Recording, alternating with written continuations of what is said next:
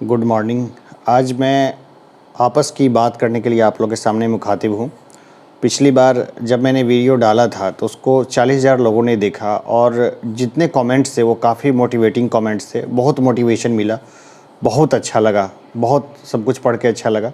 एक चीज़ और है कि मैंने 64th जो बीपीएससी का इंटरव्यू तक जो मैंने दिया था और इससे पहले भी बीपीएससी के एग्ज़ाम्स जो मैंने क्रैक किए हैं, लगभग बहुत सारे एग्ज़ाम्स और इंटरव्यू तक वगैरह, तो वहाँ पर मैंने क्या सेकंड करियर ऑप्शन कभी नहीं रखा था। मैंने सेकंड करियर ऑप्शन नहीं रखा कि अगर ये नहीं हुआ तो मुझे आगे क्या करना है।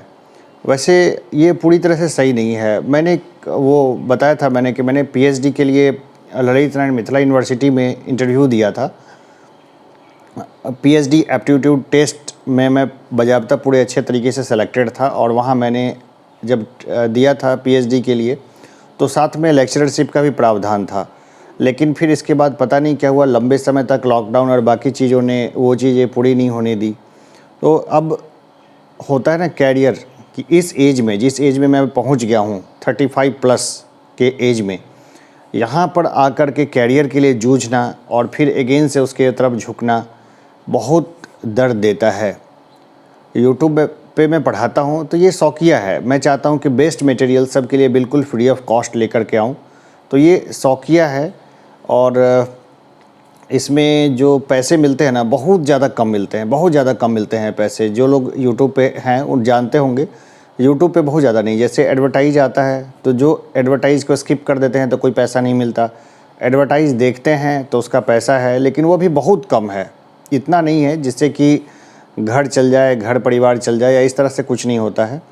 फिर भी मेरी यही कोशिश रहेगी कि यूट्यूब पे मैं आता रहूं और आप लोग के लिए एजुकेशनल और इन्फॉर्मेशन के वीडियोस बनाता रहूं और अच्छे कंटेंट दूं। जो कंटेंट है ना उसको और अच्छा करूं और अच्छी तरीके से दूं।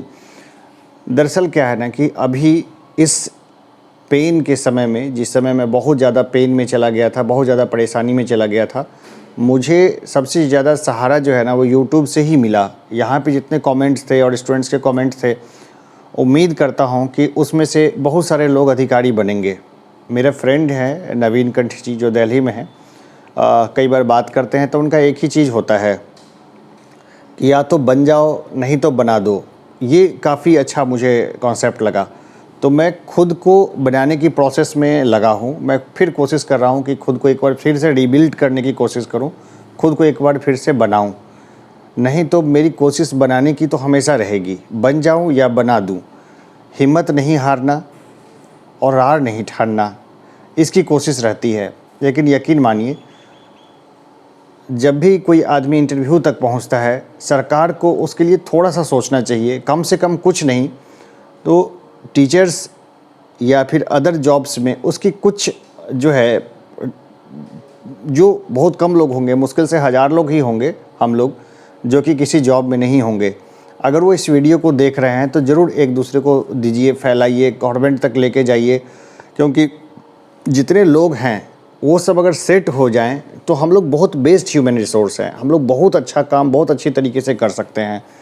हम लोग पूरे परिष्कृत हैं, आखिरी दौर तक गए और किसी कारण से इंटरव्यू में कुछ कम मार्क्स रह गए, 6 मार्क्स मेरे और रहते तो मैं मेरिट लिस्ट में रहता, और अगर 15 मार्क्स के करीब करीब और रहते तो फिर मैं रैंक में भी काफ़ी ऊपर रह सकता था।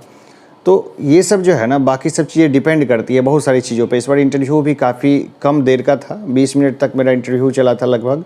इंटरव्यू मेरे नज़रिए से बहुत अच्छा गया था, लेकिन इंटरव्यू लेने वाले और बाकी सब चीज़ों पे डिपेंड करता है।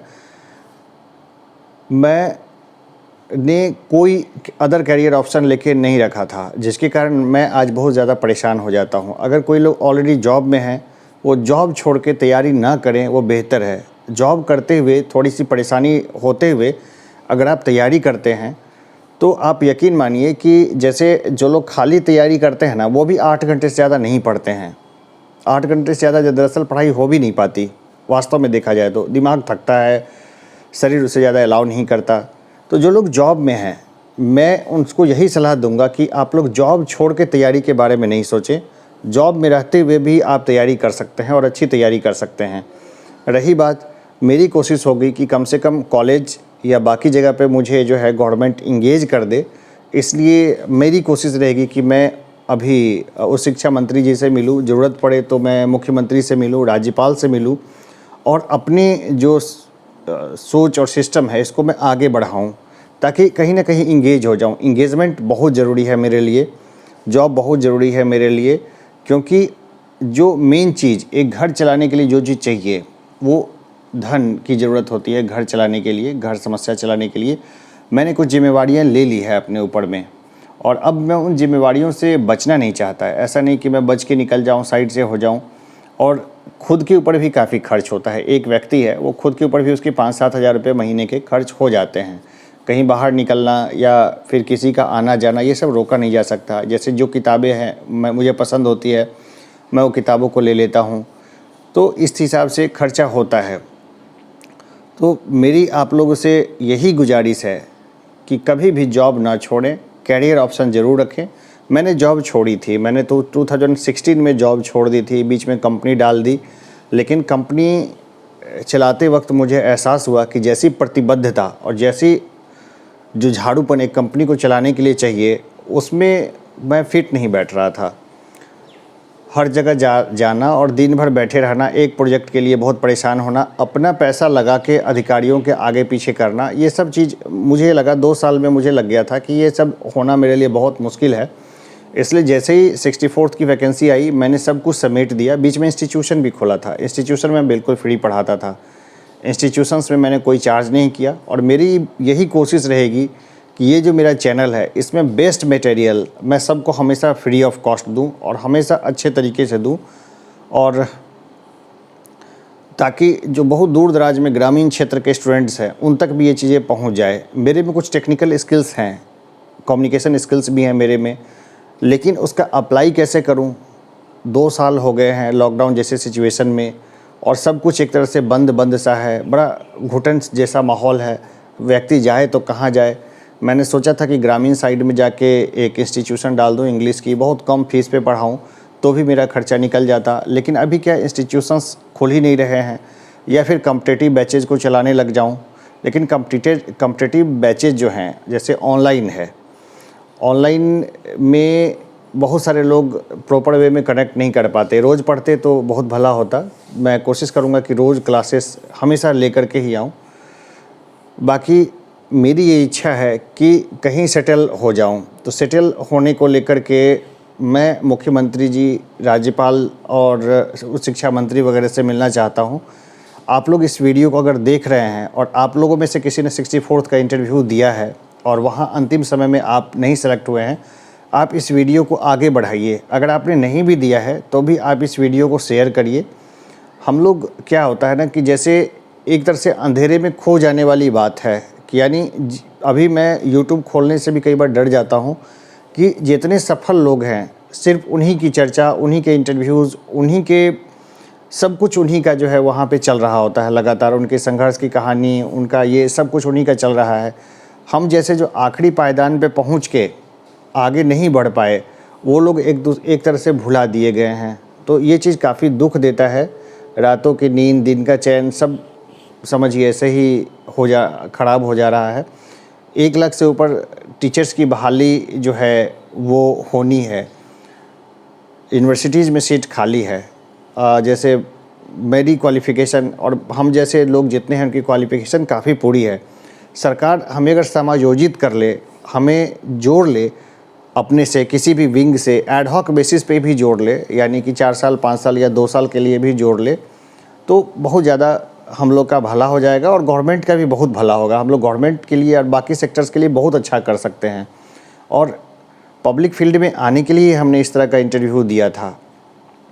गवर्नमेंट को हमें समायोजित करना चाहिए। जैसे यूपीएससी में भी आया था कि बड़ी कंपनियां जहां पर ज़रूरत हो वहां से डेटा शेयर किया जाएगा, और वहां पर जो लोग अंतिम पायदान पे जाके छट जाते हैं उनके लिए अवसर बनाया जाएगा। इस तरह की बात हुई थी।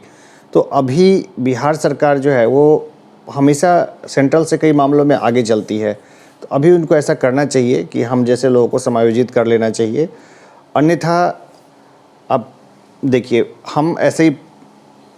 हम जैसे जो बहुत सारे ह्यूमन रिसोर्स हैं ऐसे ही फ्रस्ट्रेटेड अपने घर में रहेंगे, और सरकार को बेस्ट ह्यूमन रिसोर्स है वो नहीं मिलेगा। ये दोनों ही चीज़ें जो है वो होती रहेगी।